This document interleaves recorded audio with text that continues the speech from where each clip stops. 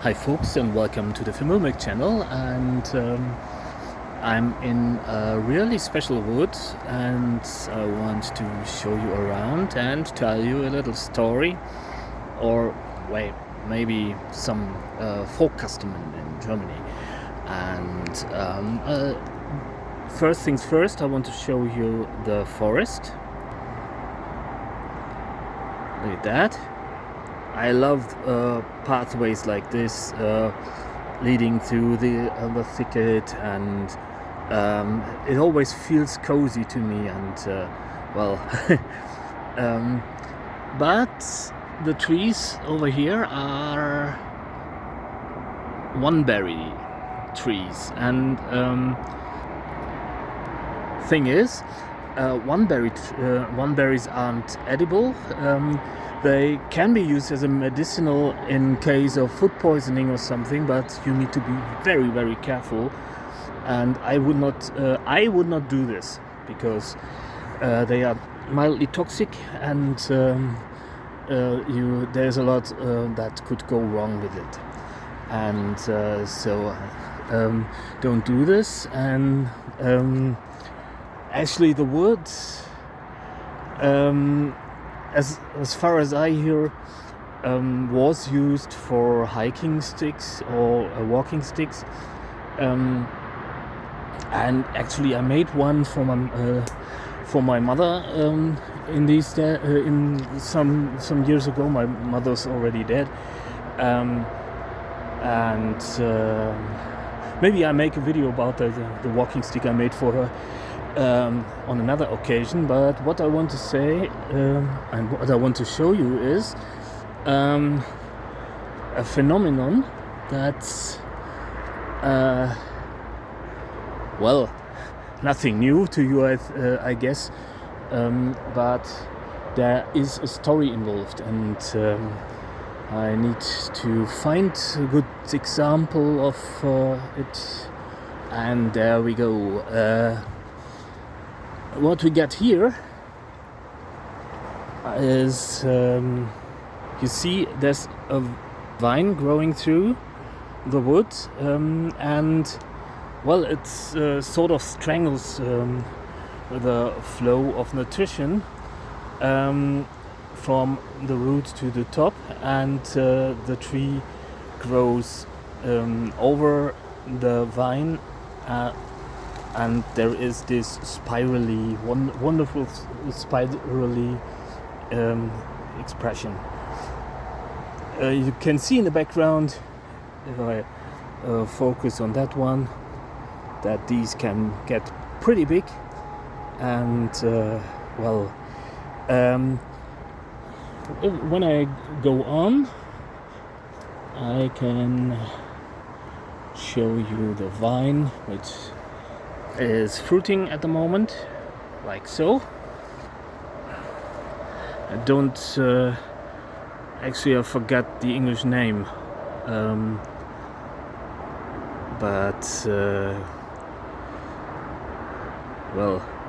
thing is, and you can see this is another specimen, rather big one, and look at that.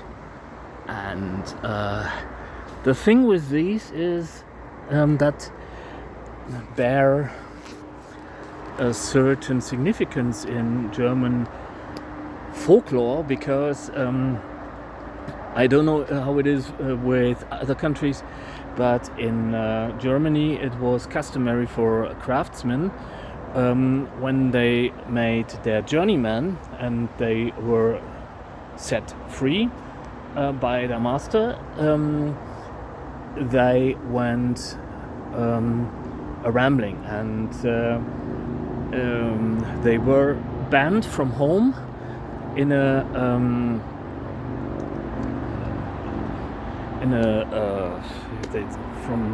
they were not allowed to return closer to home than 50 kilometers, and so they needed to roam and work on the roam, on their walk through Germany, Europe, or even abroad. And some of them never returned. voluntarily so, and maybe they even found the love or whatever. And originally it was made for them to get some impressions of the world, because in those days it wasn't customary to travel. It wasn't something you did. You just stayed within the confines of your community, and that was about it. And this was originally, it was meant as an opportunity for craftspeople to have a look at the world and make some experiences. And when they set out on their hike, they went to the so-called Stenzwald. And Stenz is a really interesting word, because it is also has also a very, very strong sexual connotation.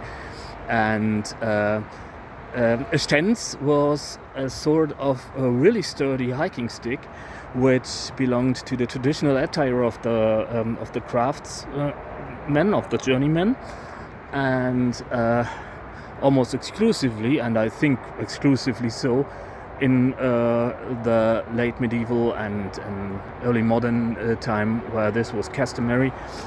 Men, obviously, because women, don't get me started on that. The thing is, one of the first things, and sometimes even ritually so, they did on their hike, sometimes accompanied by their friends from home, sometimes solitarily, they went to the so-called Stenzwald. And actually, don't quote me on that, and this is not a scientific fact, or it hasn't been proven, but I imagine that these trees show a lot of hardiness and resilience, and it also shows in the wood, which is due to the circulating and spirally grain. It is really tough, and some specimen can even fend off saber blow. And this is actually, this is speculation, but I imagine that they went into the Stenzwald and had a little contemplation about what lay ahead of them, and then they cut the Stenz and thought about the resilience of the tree and the resilience of the grain of the tree, and its capability to cope with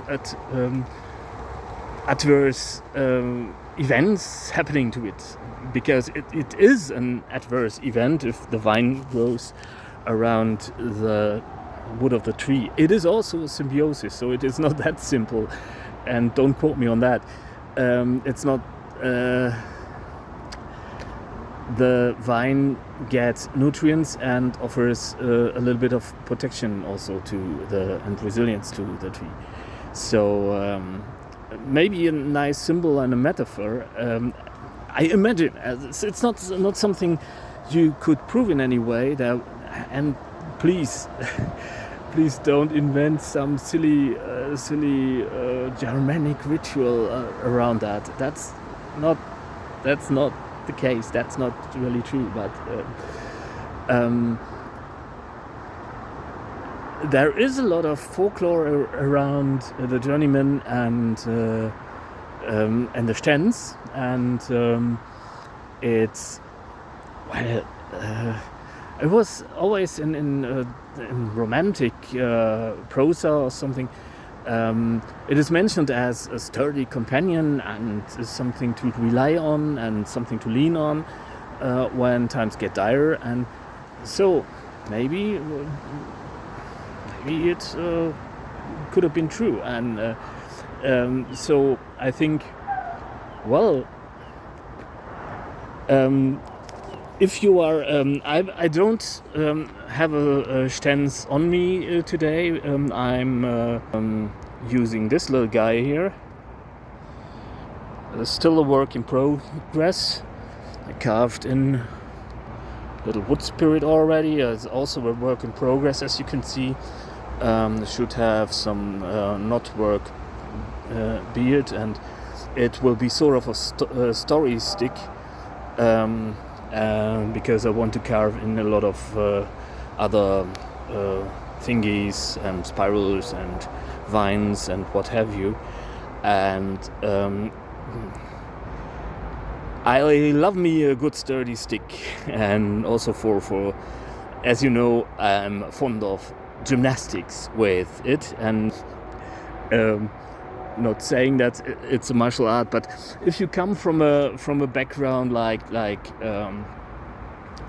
Batracht or Chinese or Japanese martial arts or something, Stenz might not be the way to go due to the thick protrusions, but there's no mistaking the fact that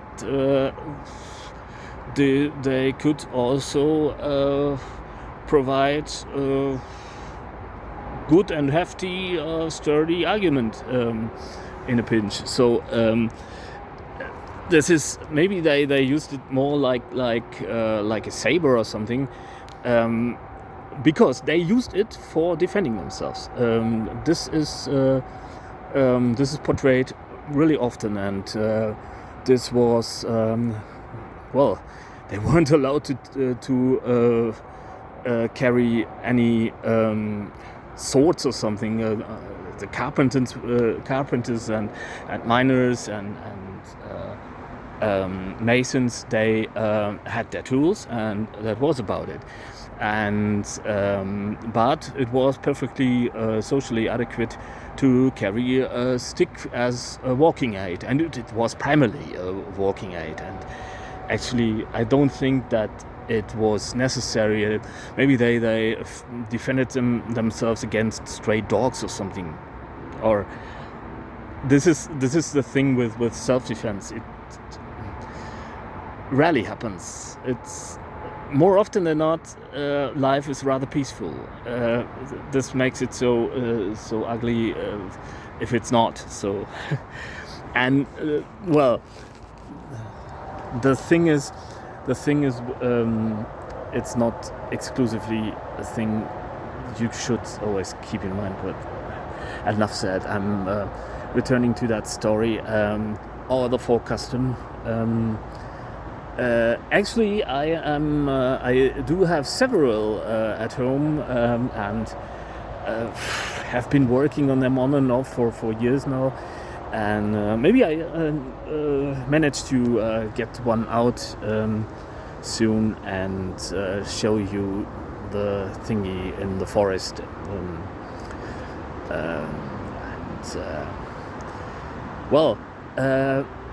That said, I hope I could tell you something new, and maybe I can find a story where but it'll be in German.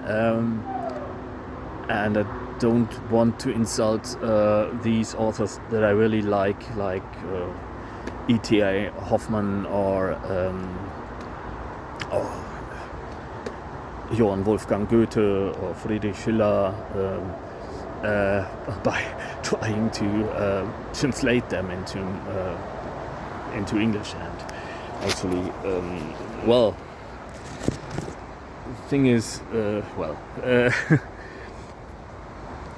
and they reported that journeymen in Germany used the Stenz, and there's one Eduard Mörike, which story, it's a fairy tale I really love. It's the Stuttgarter Hutzelmännlein, and the protagonist cuts himself a sturdy stick, and most certainly it would have been a Stenz. On some flea markets in Hesse you can still find originals, and been looking for one for ages now, and it because they used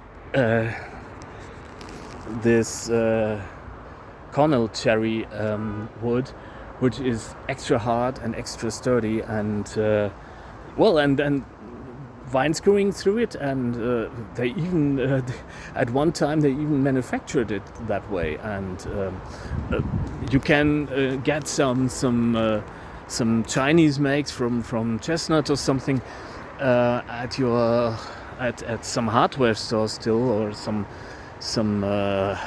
weapon stores, because you don't. Must I mention this? You can't just buy arms and armor and ammunition, arms and ammunition in Germany just so. It's not. You can't get them in a hardware store. So, and same goes for really sturdy sticks, and well, it tells a story. At one point in several cities banned walking aids altogether, and I fear that we are nearing this atmosphere again in Germany. Don't get me started on that. I've been thinking on and off about making a video about that, but this is not a political channel, and I want to keep it that way because, well, better for my mental health. And but maybe I will have to, because, well, over and out. Rant over and out. What I want to say is, actually, when I was a kid, when I was a lad, I had one toy, and it was a stick. It was really customary for people to make their own walking sticks, and when you were hiking frequently and you made it was perfectly customary for people and kids especially for making their own hiking sticks, and you could buy these badges everywhere you went, like a wildlife park or a cabin or a restaurant in the Alps or something, and you always got these tiny metal badges you would put on your stick and make it your own, and you could remember it. And I was when I was caring for elderly persons in my substitute service, because I didn't serve as a soldier but as a nurse,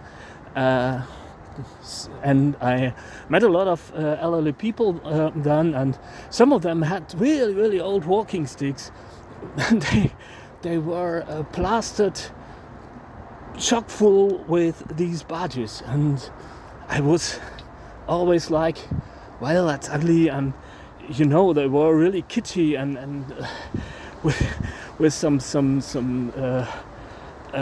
radioactive blue and yellow and what have you, and I didn't like that at all, and I would have liked some plain metal badges. On my own, I still recently I found my own walking stick, and there are some badges on it, and there is, for instance, if we were at a wildlife park in the Alps near a lake, and there I got some deer badge I put on, and sorry for the hectic camera. I'm just holding my smartphone in my hand, so apologies if that made you a little bit dizzy. And I got a deer badge on it, and this was nice. This was bronze colored, and this I liked, and then we talked about that. Well, I was like, well, it's a little bit kitschy, and he was like, yes, it's I didn't like that at all myself, but I did it anyway. And I asked why he did that, and he was like, yeah, well, look at me now.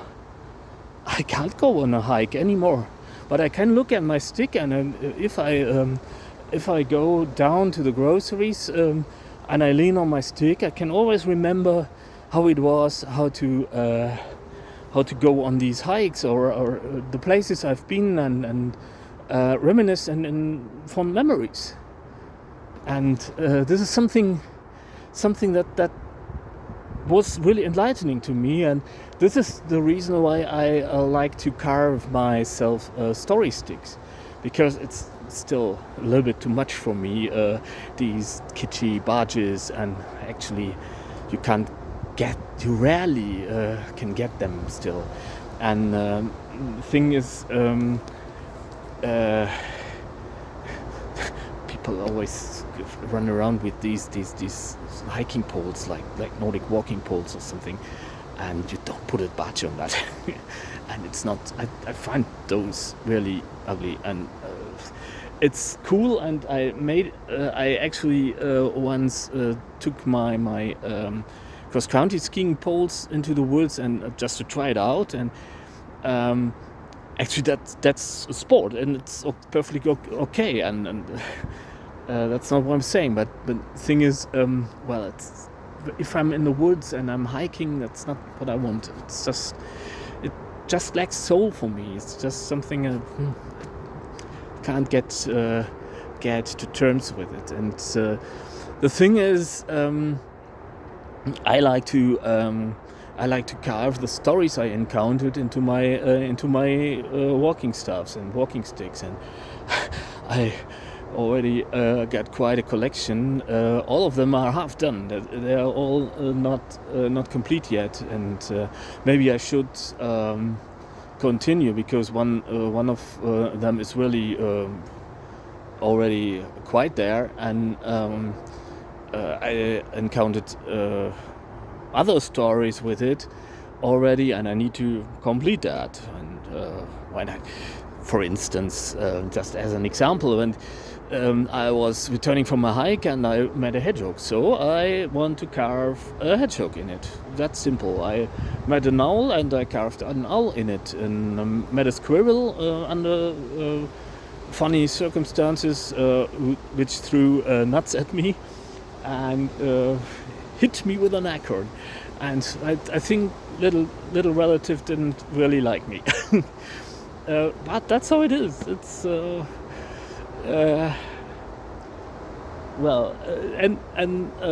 I carved that into my stick, and I met gold jackal and carved a gold jackal into another stick, and this is how I like to do that. And I think that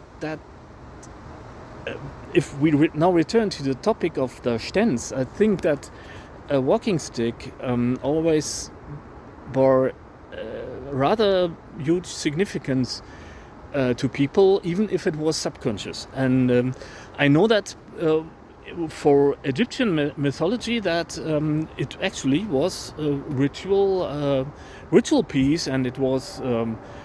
And look at all the wizards around carrying the staff, and it has a ritual meaning. And in Vitya and Dwidvi, the staff bears a lot of significance, and that's and other cultures like the Maori. I really love those taya sticks or other sticks. Because they carry soul. It's something altogether different to these cold metal poles you carry around. Well, they are lighter maybe, and you can fold them back to almost nothing. But I carried a backstock, translate as a mountain pole. In the Alps, and I wouldn't have missed it because even if it was heavier and it was a load to carry, and it was almost like it saw what I saw, and this just increased the significance it bore for me. That's just me. That's just something I project upon that object. It's an object. It's not nothing. Has little to do with well, and if I got my home rated, well, maybe they will leave it to me because it doesn't bear significance to them, and they don't care about art. They just care about valuables, and it's not valuable for people. And I think this is a problem. And this is what I want to say. Because if you cut yourself a stance, if you cut yourself with such a walking stick as I just showed you, and you were on your journey as a journeyman,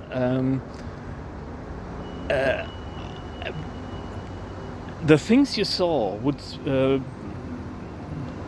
be forever connected with your idea, not with the object per se, but with your idea of this special walking stick, with the resilience you needed, with the cold you endured, the warmth, the heat you endured, and the hardships you endured, but also the jolly, the awesome vistas and the encounters and something. And if you returned home, and it's no wonder that old craftsmen really value their old hiking stuffs or hiking sticks. And I think we have lost that, and I don't like that. So I make a silly video, totally unprofessional, that makes you dizzy. Again, accept my apologies. I hope that was halfway entertaining or informative, and I really thank you for watching. I wish you from my heart that you can enjoy the forest and have a cup of tea maybe, and stay sane and healthy, especially in these days. And I hope to see you soon. Bye.